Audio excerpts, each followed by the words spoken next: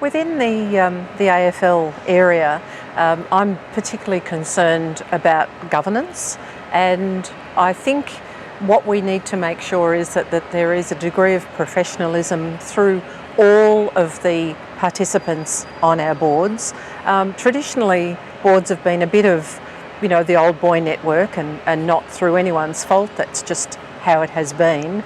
Past players and those involved around the more corporate side of the business, but not necessarily with the skills required to actually understand what governance means in this day and age, and with greater professionalism and greater scrutiny and much, much more money involved in particularly sports like the AFL.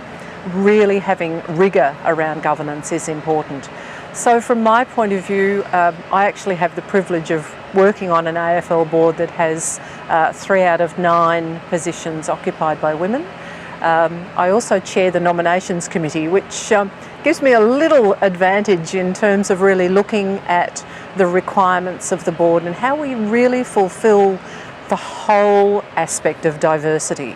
So yes, it's a gender issue, but it's also an age issue, an ethnicity issue, and it's really important that we look at what the balance and diversity required to do the best by our club and each and every club that's possible. So that's one hot topic. Another is this whole element of risk management, and in particular, as a director, our duty of care.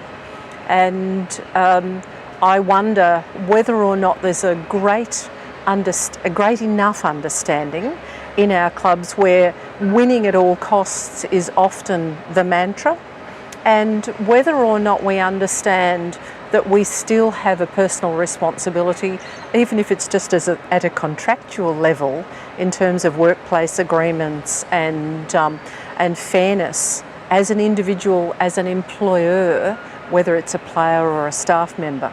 How far can your feedback from the coach go before it becomes an issue that we need to take on board in terms of abuse? Where does that line of duty of care sit? From my point of view, it sits firmly on the shoulders of each and every director. But how much do we know about what's actually going on, in particular between those closed doors and of the locker room and where the secret men's business is of coaching? That's really important. For us, our club is a smaller, more struggling club. The issue of the inflationary pressure that is happening within the AFL is important.